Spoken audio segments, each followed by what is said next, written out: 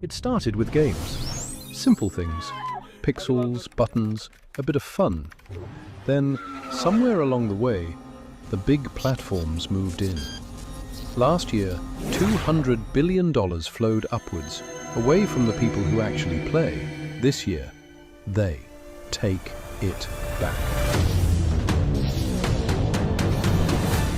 YOM, where players play games straight from your PC, not a data center in Virginia. Meet Tyler Pemberton. Yes, this looks dramatic, but he's perfectly fine. Tyler's offline. His PC isn't. 47 players streaming from his GPU right now. Even AFK, Tyler's rig is pulling its weight. He's making money in his sleep. Maybe this is what happens when gamers finally take control of their own world. Turn your idle GPU into passive income. YOM.net. Eat, sleep, earn, repeat.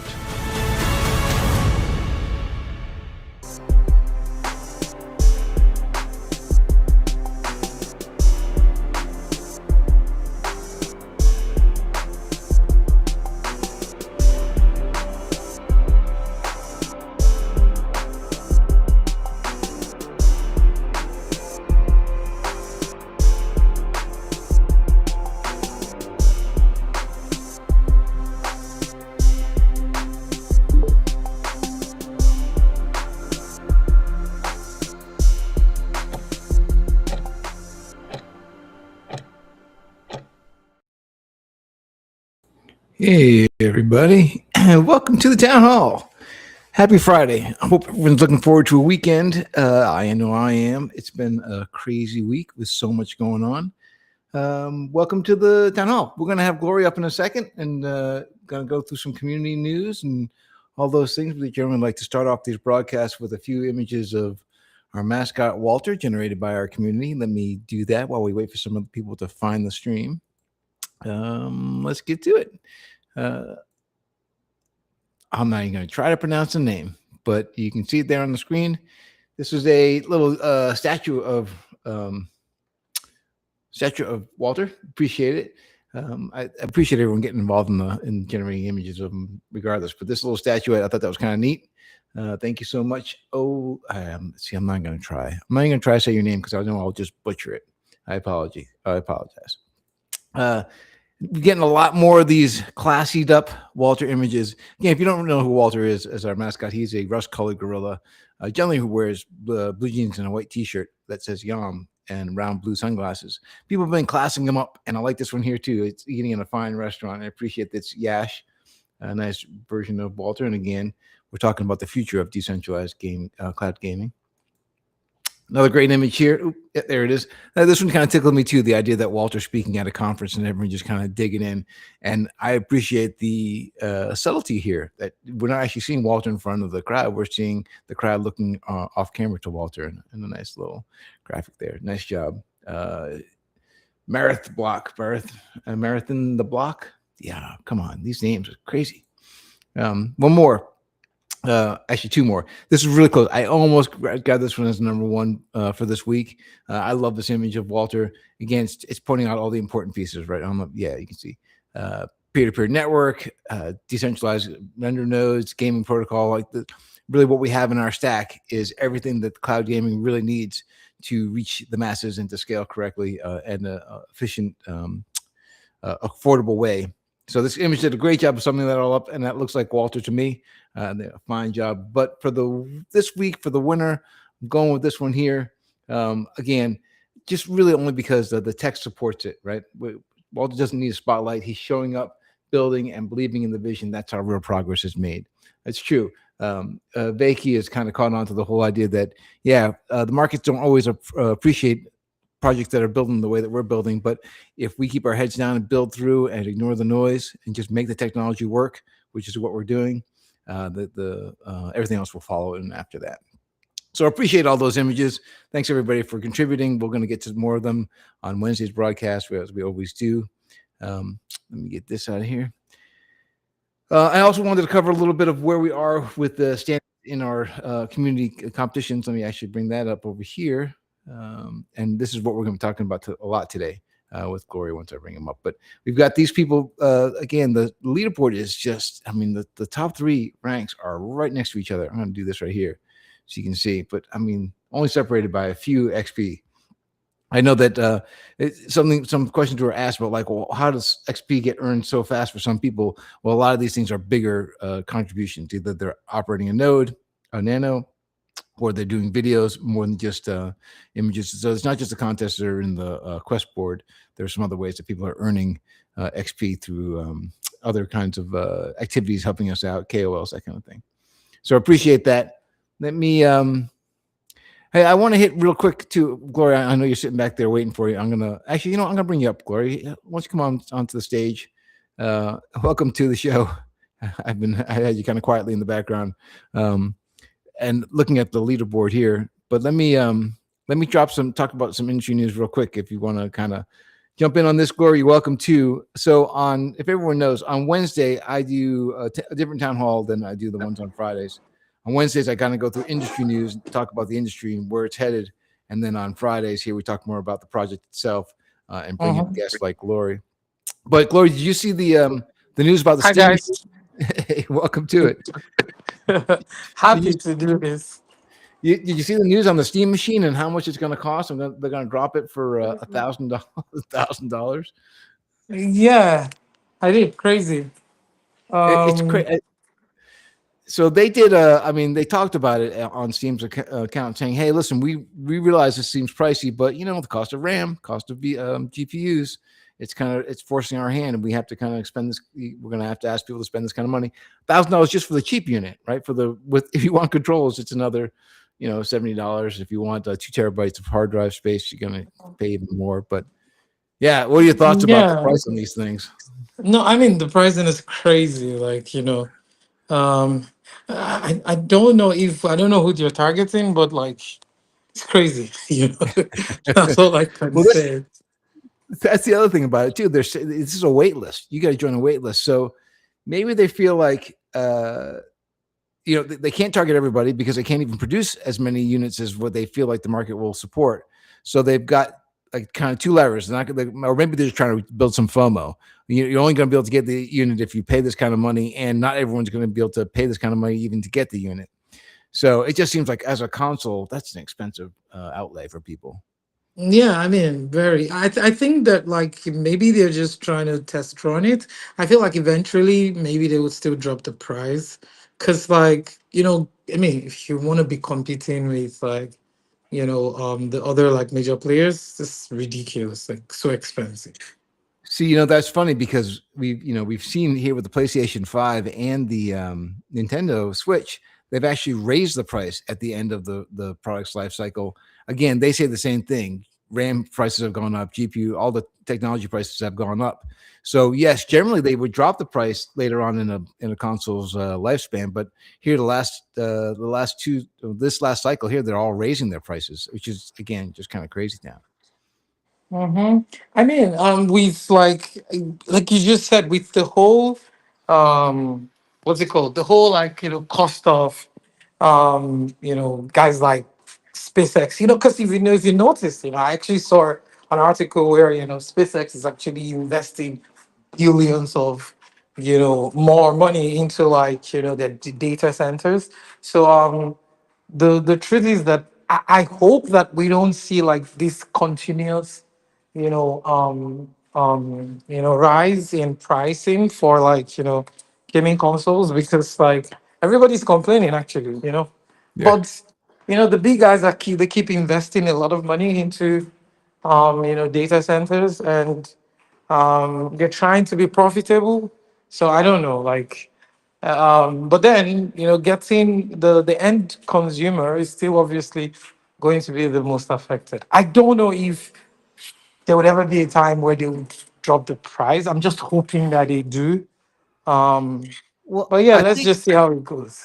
I think it speaks again to the thesis that we have, right? That eventually, in order for the gaming industry to expand and to reach more players, we have to support a cloud game system that works. and all these centralized systems right now that are suffering from the inability to scale and the gating that it's keeping, even price wise, for keeping Hmm. publishers off of those platforms. So again, I think all this news just supports what we're building here at YOM, the decentralized Exactly. network, right? Yeah, I was about to say that, like, and that's like literally the difference between, what we're trying to do. Because at the end of the day, the technology would power, multiple and multiple and multiple, gaming platforms. And the for us, it's just people. I think our biggest, I would say the breaking point, or will I use the word breaking point, or like the point at which where we would like, scale the most, is when like, when a lot of like, gaming companies, or I would say gaming publishers, start like seeing the value for cloud gaming, which they're already seeing, and they would want like, a cheaper option. And to be honest, Yum comes like, into play, for that. And um I don't want to see us as, I don't want to say that, we're gonna like, be an alternative solution to like, the other like centralized platforms. But I mean, whether we like it or not, the consumer, or every founder, every publisher, every startup would always go for, platforms that are like, less expensive at the end of the day. So Yeah. for us, it's a good thing. When I saw the pricing, I was like, shit, this is where like, we have a cutting edge. And then we have such a wonderful solution that like, I don't think it would be, people would eventually see the value, and then they would not even hesitate to like, jump on it. Yeah, um yeah. Um, so I wanted to talk a little bit too about let me just make this. I didn't do it over here, and I should have. Um, so my role at YOM, I'm going to do it live. You guys get to see the live update. My role at YOM has changed slightly, and I'm going to update my title. There it is. I've been asked, and I've accepted the role of COO at YOM, which is really kind of what I've been doing up to this point, anyways. But I was keeping that name away. I like the CXO. I like the vibe that CXO gave, because I got involved in so much of the strategy and watching the industry and all those kinds of things too. But most of my career has been in an operations type role. I think most people know I spent many years as a game producer, executive producer, front end person, which is I mhm. did a lot of that stuff in the background for Young, but that didn't seem sexy enough for me to be on get on a town hall and everything. So I kept the CXO label, but we're officially calling me now COO, and I so think congratulations to me. to, if I should say something, I think I really liked the CXO title. It was so cool. Like, you'll see, always a little bit boring, to be Yeah. honest. That's I felt like I was growing up a little too much, and I didn't want to grow up that much. But I guess I'm gonna have to go ahead and accept my role. Yeah. I know, right? But Uh, yeah, and then the other thing before we get too deep into the community stuff, the for people uh, who decided during the migration from the old token to the new token, there's an option. People had three options to choose from, and there's a certain group of people, a small group of people, who decided to receive a buyout. That buyout is being processed now. So the KYC email verification links have gone out to all those people who have made that choice. So check your email if you haven't seen it yet and fill that out. That is the first step to getting those people settled up, and then onto higher heights for ourselves. All right, Glory, let's talk about season one and season two. So we had a stack of questions from the community because we've launched season two for a while now, but to be fair to you, like this season one started way back before you were involved. It ran for like 8 or 9 months, a long period of time. Season two is going to go much shorter, but there were certainly things that we learned in season one, and I know you've been around for a little bit now and got your head wrapped around it. But people were asking questions like, "What did we learn from season one that is going to change or make season two better?" So I want to start with that question if I can. And mhm. if Yeah, let us know what you think that you found in season one and how the changes are going to take place in season two. yeah. I mean, that's a very lovely question. So the when I just joined, and then I remember like asking the team like, okay, hey, like let me see, how these like worked. And the first like feedback was like, oh, the community were not really impressed with like, the rewards that were distributed for like, season one, that they felt like, it was too cheap and all of that. And then I was like, okay, it's normal. Like, if for people to complain, like, everybody's like, everybody wants, some bit of like, money. But I now went ahead to like check the our community and just everything, and then I just knew that like first we have to ensure that like people that are actually participating in the quest, they understand that this is not just like free money, number one, and then number two, understand that they're actually they're our biggest supporters, because we didn't why I think like some of the things I noticed where some of the people that just participated, they didn't really care about like supporting the project. They just cared about the task, and then just like getting XPs that can eventually like get turned into rewards. But I learned from that, and I wanted like season two to like be a little bit like more about actual supporters and not just random like people that are and also the second thing also is that like ensure that people actually get value for their actions, for their task, for their actions, to the project. Not like it's the situation where people would distribute like to a lot people, and then eventually become small. So we're kind of like make saying that okay, hey, this would be better because we're distributing to like actual supporters of the project, and then ensure that the reward like is also substantial enough to like people that are like participating in all the quests and all the tasks and everything. So yeah, like first lesson, that was the two biggest lessons It's from go. from season one. It kind of goes to, I don't know if you've ever heard me do my rant, but my rant about Web3 games, one of the things I always railed against, or at least cautioned strongly for, is when you give rewards inside of a Web3 game, when you give rewards inside of a normal game, a Mm-hmm. traditional game, you give, someone plays for 6 hours and they earn, 100 XP. And they don't have a way to, the XP doesn't really translate into anything real world. So they could walk away feeling, wow, 100 XP for 100 for 6 hours of play. That seems appropriate. But Yeah. as soon as you can translate that 100 say mana inside of a game into real world value in Web3, right? You could play for 6 hours, earn 100 mana, and then that mana can get transferred into fiat if you sold it, right? Credits, those kinds of things. But if that mana translates into 50 cents, you've essentially told the player that you work for 6 hours to earn 50 cents, and it's Exactly. devastating, right? It can ruin a game's experience. Mm-hmm. So there's a real caution. I used to caution Web3 games all the time about be careful about your economics because it will really affect the way people perceive your game.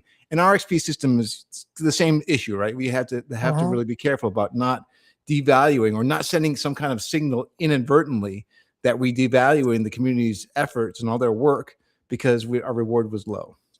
Exactly. That's a very, important like, point you just raised. Because, when I was, reviewing the winners, and I also just reviewing the community, like, people like, complaining and all of that.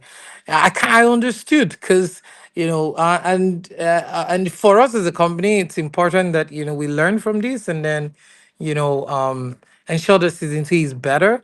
What I can guarantee, or I would not use the word guarantee, but what I can promise, or is that season two will be way better than season one. And we're going to focus a lot on people supporting and the actual supporters, and not just like random people that are just trying to make a buck out of like this. And also there's one thing I need to state clearly. I don't think we can actually quantify or value the amount of work our supporters and our community are putting into it. I think that like we should not, they should not see it as that, as like we're paying them to do something.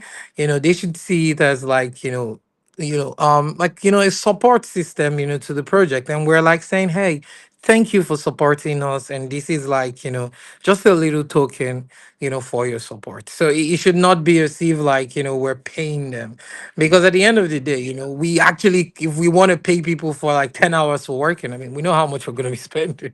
Right. but but the community should see it as like, hey, we really appreciate you for the support. So this just like a little token, to say thank you for your support. It's not like we're trying to like, bring you on board to do some work and, and I think if we try to make and communicate that clearly with our community, I don't think there'll be any complaints in season two, to be honest. Yeah, I think again that my whole goal has always been to treat the community like a community that wants to help the gaming industry get better and help people earn Mm-hmm, passive income from the equipment that they own. The one thing mm-hmm, that I think the Steam machine price points out is how valuable people's home GPUs are, their gaming rigs that they have at home. They're valuable, but mm-hmm. there's a lot of that value is just sitting on your GPU. You're not actually getting to earn that value because your GPU is not getting used when you're not using your gaming rig. So when we Exactly. first designed this system of hey, we can now pay people passive income, um, we can decentralize revenue and put money into local economies by letting people take the equipment that they own and earn money from it that they wouldn't otherwise earn. Like that's an important piece, and I feel like I want our community to get that message and help spread that message to anybody who Mm-hmm. might hear it. Right?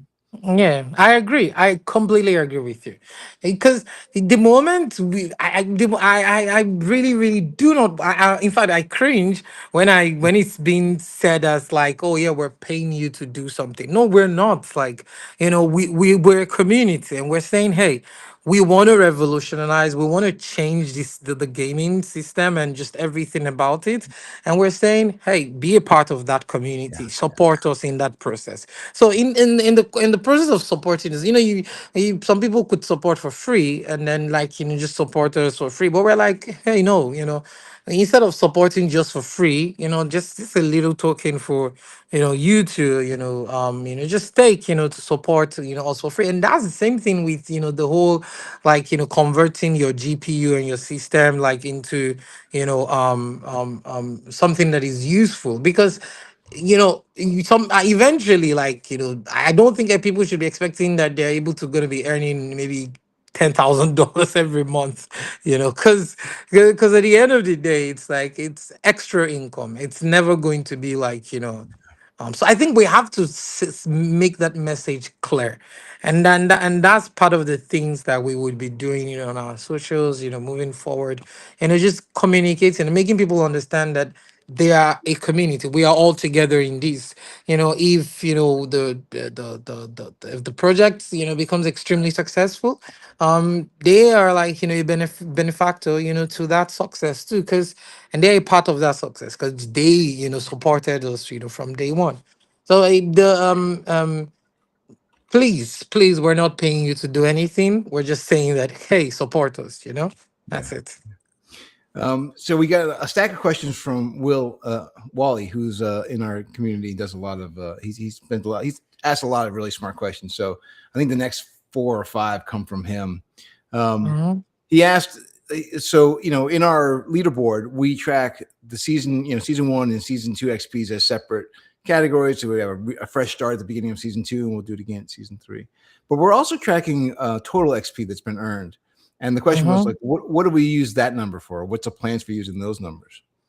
Okay, so generally, the XPs would eventually be used, like, aside from, what's it called, like, obviously, as a way to get your own reward. But generally, the questing platform will become like, a major system where, XPs, can be used eventually, to through partnerships. Eventually, if you start using, like, maybe playing games, on the platform, the XPs, that you've earned, can be like, can be used, to track, your performance and how well you've, how well you've supported, the project. And there are so many special, like, I don't want to reveal that yet, but there are so many special, exciting, I would say, rewards that, total amount of XPs that you've earned, how you get the reward will be determined, will be based on the total amount of XPs, Yeah. that you've earned. Can I So tease? so Can I tease the game nights? uh yeah, you That can was maybe. I've already done it. But that's one of the things we said we might be able to use that for, right? When we have these game Exactly. nights that'll be limited to so many players, the highest total XPs earned will be the Mm-hmm. ones who will be invited in first. On some of the occasions, other occasions it'll be like whoever's got the most XP for that season will invite them in. But stuff like that. Exactly. Yeah. Yeah, and then there's something I wanted to say, but I'm just like, oh no, we're not gonna, release that yet. But just everybody should have at the back of their mind that, the XPs are not just going to be only seasonal. Eventually, we're gonna like to we tracking them. So just get as much XPs as possible, because eventually, the amount of XPs you have would like determine certain like benefits that you can get eventually, either through us, either through our partners, either through like games that would eventually be on the using the YOM platform. So yeah. Right.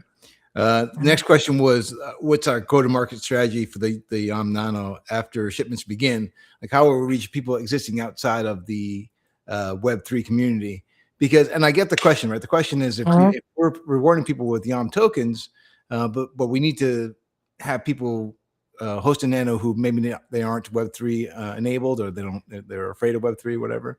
Like, how will we get those people? And we've already had conversations with like MasterCard and some other programs like that will allow people to operate a Nano and earn fiat. But the way that I think we're currently thinking about it is, if the person is trying to if they're trying to stay away from Web3 and they want to earn through a debit card or a credit card, that kind of thing, certainly we can do it, but they would probably not earn as much because we do a translation and we probably take a fee for that translation. But other things Yeah. that So go ahead. yeah, the way like we're positioning, and the way we see it is that like, so if aside the Web3 community, because let's be honest with ourselves, a lot of gamers don't really like are sort of like anti Web3 or anti tokens. So and that's like one of the reasons why we have like a major partnership with like we're looking at exploring other venues. I don't know if I'm if I should say that here, but like working with Web2 actual like gaming platforms, and then partner with them and ensuring that like they connect us like to their gaming community is also one of the major. And don't forget, we just announced a partnership with Discord, and like just imagine the level of like access we can get just through that like partnership alone. So there are so many things I cannot really say at the moment. But I think I can also even say like we have partnerships with guys in India that we're trying to like see how we can ship nanos to get their community, and they're all Web2 community, they're all Web2 gamers, get them onto like the YOM like platform, and then help them like give them nanos, and they're able to like start earning passive income from that. So there's like a whole strategy behind that. But I know that like just imagine Discord, partnering with Discord, that's like already a big deal, Yes. So that went. So we went. You went again this week to another meeting with Discord group. So it's those folks. I mean, that was one of the. I think that's, to me, the most exciting one we've got going on. I mean, we got so much going on, but the Discord one gets me very excited because the overlap between people who are using Discord and gamers is like 90%. Exactly. 90% of users in Discord, and that means a huge gaming community. That means people who have gaming rigs who might want to earn passive income. And just the idea of streaming games inside of Discord, which again we've done already. We're updating the technology to the new image so that make sure that still works. But that's going to be super powerful for Discord themselves to be able to play AAA quality games inside of a Discord channel. And again, all for the publishers and all for ease of access to for gamers. So yep, it's super exciting. Exactly, like and then and we still have other partnerships that are like in the play, big ones that in my opinion and even bigger than Discord. So yeah, just yeah, I don't know. I'm pretty excited about. I know which one you're talking about. I'm pretty. Discord for me is the one. Anyways, it's front burner for me. Let me say it that way. I don't know if it's bigger, but it's on the front burner for me. Yeah, I know, it's fine. All right. I like this one too. Can you explain exactly how network usage translates into value for the YOM token, including how the burn mechanism works and when you expect the first token burns to take place? So this is maybe people don't recognize we're already burning tokens because we're already Mhm. using the test network. So when the token was launched, that also allowed us to launch the payment mechanism for the test network, which is not mainnet but testnet. And so people who are playing games now on the YOM network, you're helping to burn YOM tokens. So it's already happening, Mhm. and these are again not tokens out of our treasury, but tokens that pay for the network to be used. So Mhm. already we're burning. That's the first part of that. Well, it's actually the last part of that question, but the first thing I wanted Mhm. to say. But this is it. The more network traffic that we earn, the more games we add and the more hours that people play, the more tokens get burned. It's tied to the usage. So Exactly. that's how that the network usage translates into the YOM token value. Not So in go ahead. simple terms, it's just for to anybody listening. Simple terms, you get more people play games and use the Yum platform, more value for Yum token. Simple, like it's just Well, it's a directly. less YOM tokens in circulation. Now, does that Exactly always that. translate? That doesn't Yeah, always translate into more value, but it's it'll translate into more value. yeah, exactly. This is not you know, financial advice, obviously, because don't. it does rely on us getting network traffic. But again, the Mhm, doors just seem to be being thrown open for us, and it's very mhm, exciting. mhm. All right, so here's a big one I think right for you. I How do like you? this one. Yeah, I'm going to let you take a Mhm. lot of it. How do you envision the community becoming true extensions of the marketing team beyond simple participating in quests? Are there plans for an ambassador program, referral campaigns, content creators, or other community-driven initiatives? Take it Oh away, yeah, Glory. guys, yes, first thing I'm going to say is that we're actually planning an ambassador quest, ambassador contest. I would not call it a quest, very soon. And we're actually like, working so hard to ensure that like, we launch that, as soon as possible. Then in terms of like, referral campaigns, there's a lot of stuff. Now, there's and that's where the whole season two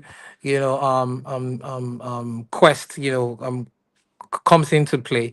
We're going to be prioritizing a lot of like, accounts, with verified accounts, high following, like KOLs.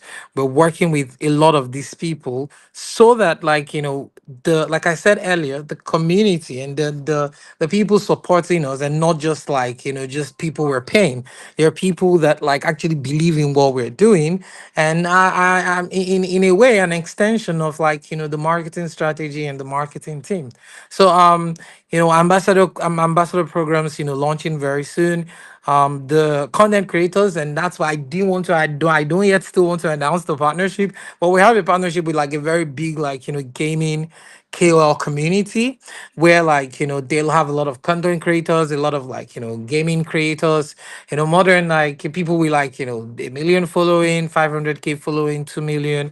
And we're going to be working with them, to like, uh, um um use like, the Young platform, even, get them the ability to also earn, passive income, and so that they can give their honest opinion about like, the product, and then not just like, pay people and just ask them to just shill, Yum, but like, let them give honest and good honest opinions about like, what we're building, and then they share it like, on Twitter and whatever platform. And even the gaming nights that you just teased, that's something we'll be doing. Gaming nights also with like, big like, content creators and gaming gamers, sharing that and assuring that like, more people see this. I want everybody to understand this, that our preferred approach would be like, not just to just pay people, to do something. Our preferred approach is always get people to support as much as possible,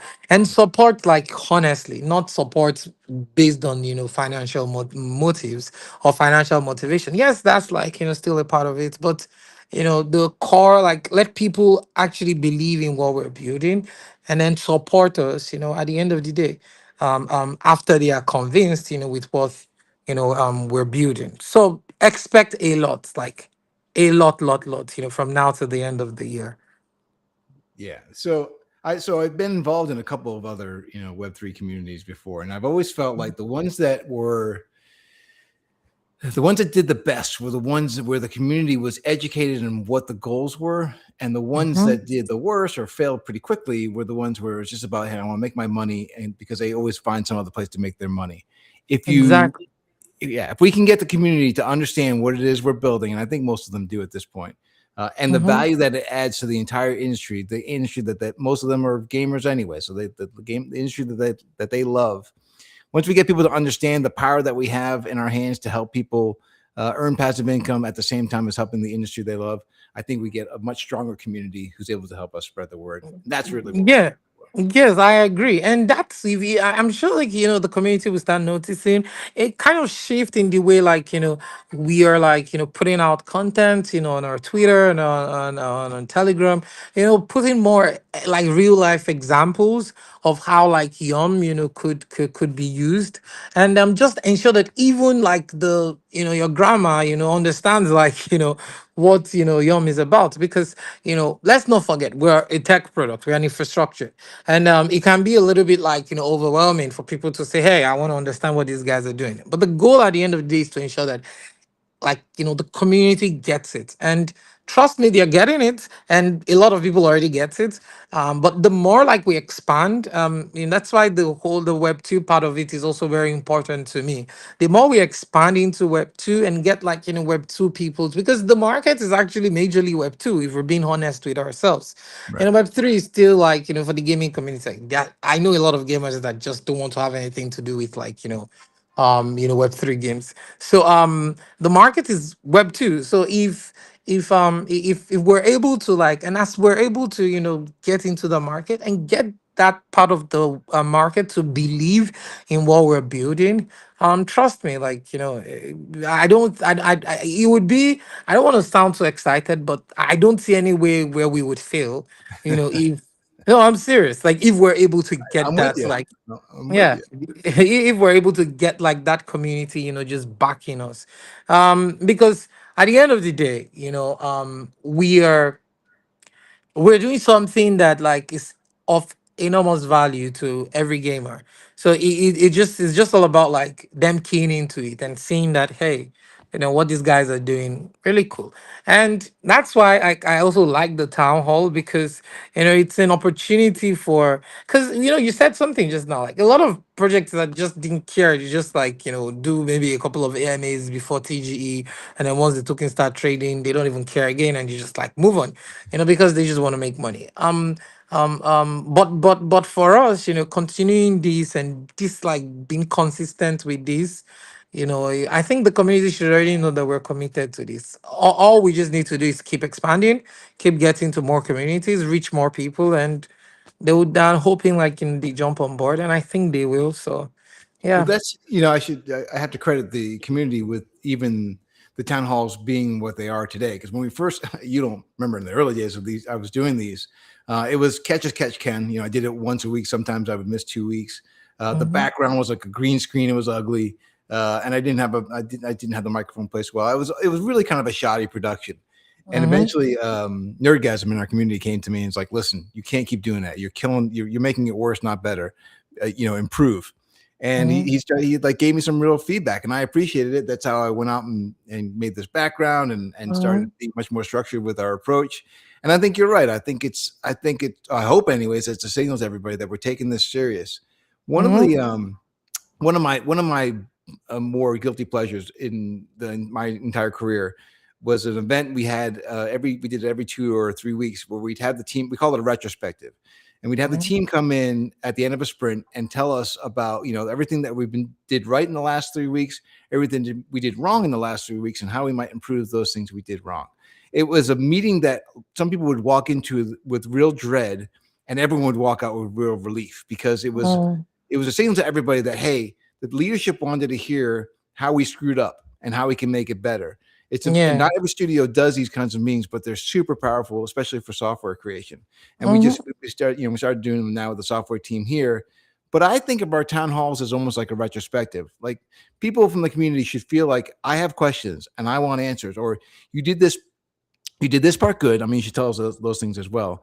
But if we did something Exactly. poorly, tell us that and tell us your plans for making it better. And we may not always be able to activate your version of a fix, but at least we understand where people in the community are feeling and where we can make improvements.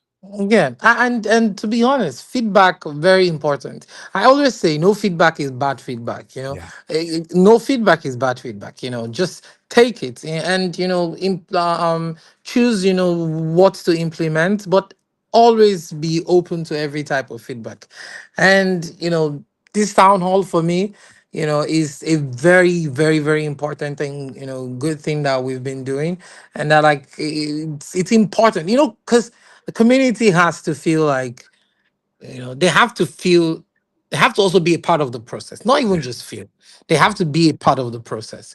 And this is the like best way to ensure that everybody is a part of the process. And that's why I would repeat again, like especially to people that were complaining for season one. I think if you see it more as like from a financial perspective and say, hey, I did some work and I was not paid really well, that's where you would have a problem. But if you see it from a point of, oh, I believe in what these guys are doing, I want to support them, then trust me, like you would like understand, the bigger picture, and you would be able to, yes, there'll be like, slight discomfort, but you'd be able to understand that like, oh, at least like, they're taking us serious. At least we're a part of the process. Yeah. And we're obviously taking feedback. That's why season two is going to be better. If we're people that don't take feedback, we'll just say, hey, nah, just shit it. Like, let's just I've had go. I've had people in my professional career who did not want feedback, did not get feedback, and then ended up being like the worst bosses and the worst people to work with. No one, Yeah. you really don't, your career gets stunted if you're not able to take feedback. It's true. Now, Mhm. not everyone's great at giving feedback. That's one of the skills you have to learn is how to receive Actually. feedback from somebody who's not good at giving you feedback, right? People, Mhm. but once you've built that skill up, everything else becomes easier. Exactly. Yeah. Yeah, let me just share this here. That's why I actually really like our business stand-ups every morning, Oh, good. because like it's such like an avenue to, just like, hear what everybody like, senior team are doing. And then, it's open and it's like, feedback based. And I really like it because in my like I would say 10 years of working in web3, uh most in fact my most recent job, I hardly spoke to the CEO, on a call. It was just about, hey Glory, like, okay, let's do this. And I end up coming back and just like, complaining about how I'm not being, they're not giving me like feedback, and I don't even know what like, the team is up to because there's just nothing. So for me, like, that was the first positive thing, if I'm being honest with you, and now like doing it also for the community. So, like, beautiful. I Yeah. like it. Yeah. Mhm. All right. I'm watching the chat. I don't see questions coming up. All additional questions besides the one we have here, the ones we've already addressed. So, um, unless anyone, I'll give it. There's a 15-second delay. So if you have a question for us, I'll hold on 15 seconds and just kind of pause and wait for more questions. In the meantime, and you can type them into. I guess you can type them into X, YouTube, or LinkedIn. We're broadcasting through all three, and I should see the questions come up in my restream dashboard here. And Mhm. if there's none, we'll probably go ahead and end this a little bit early. But Gloria, I appreciate having you on, and I think we might make this a regular thing. Every couple of town halls, have you Ye- come on and talk because I'm enjoying this. Yeah, definitely. I mean, I mean, And it's good to hear that you um, said about the stand up. One of the things that, again, the COO role, right, which I kind of shied away from, but one of the things that I always felt like part of this role is about setting the tone in meetings like that morning stand up, where again, I've been in studios where you can't say, well, like the big thing is you can't say I don't know. There was a place I worked at in the past where you can't say I mhm, don't know to your boss, because then he would jump on you and say, how do you not know the answer to this? Blah blah blah blah. And then you feel like, okay, well, I got to make up an answer real quick, and you ended up just kind of lying, right? You'd make up an answer just because you wanted to get an answer out quick. Bad mhm, approach, right? The correct approach is to say, be comfortable with hearing I don't know, and here's how I can find out the answer. And so I mhm, try to set that tone in all of our meetings to say, listen, we don't need someone to answer quickly. We need people to answer with the correct information. And if that requires time to go find out how long is this going to take, go ahead and take your time, take that time to go find out and let me know what the answer is, the correct answer. Because bad Mm-hmm. information will always make us make bad decisions. And I think we've done a good job here setting that tone. Yeah, actually, and I think people don't even understand the work that goes on behind, and because the guys like if Jeff, like it's always wanting good answers for the community, and and it's like, hey, well, how do we say this to the community? And I really like that. Well, I'm not even gonna like lie to you because for me, I've always been like, from the marketing perspective, I've always been about like, ensuring that the community is a part of the process. So when I see like that, like if someone, also like, sees it that way, yes, there are some times where, you try to be, a little bit like, say you don't want to give wrong information that way. But like ensuring that the community is a part of the process is extremely important. Someone, I don't know if I can share this, but like, someone in the very popular in the Web3 as far back as 2021 used to tell me that like if like Glory, if your community, if you can have 5,000 loyal community that like believes in your project and supports you every day, like that there's no way you're gonna fail, like your project is gonna be successful. And since that very time, like it has stuck with me. And this is somebody that I respect, that is like a badass like chief marketing guy. And I was like, nah, this stuck with me. Like you don't need to, because a lot of people just focus on, hey, they just want to get like quick bucks. But having that loyal base, so the community is a part of this, and that's why I like, this what we do here. Every like 2 days, sometimes in a week, because ensuring that the community sees that, hey, like we're actually not just working abstractly. You're part of the process, right. and Right. that for me, it's a good thing. It's one of the things that I've enjoyed about both the gaming community and the Web3 community is that you have a chance to bond with I'm sorry, the gaming industry and the Web3 industry, that you have a chance to Mm-hmm. reach out to the community and the community can play a part in either the Mm-hmm. game production or the game success or the project success.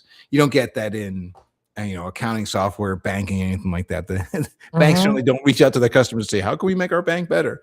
They, they don't do things like that. And I know. Mhm. All right. All right. But Well, I got no more questions. Gloria, anything I should have touched on that I didn't? for now, no. I think yeah. For now, no. I think just we have like a very important like on Monday. I think there's something we're putting out on Monday that like would like maybe people would have a lot of questions. So I Mhm. think I still have to do this again on Wednesday. Um, but yeah, guys, expect something from us on Monday. Just something we're putting out on Monday, and So maybe it's maybe it's such a big deal that we have you back on Wednesday night. yeah. I think yeah, that works. I'm Um, good. all right, Yeah. good. All right, everybody. Mm-hmm. Thanks so much for paying attention, jumping into the town hall. As I say every week, be good to yourself, be good to the people around you. Tell someone that you love them. Drink lots of water. Go out and touch grass, and be kind because it's a tough world out there, and we need kindness as much to spread as much as we possibly can. Mm-hmm. All right, Take cheers, care, everybody. guys. Thank you. Yes.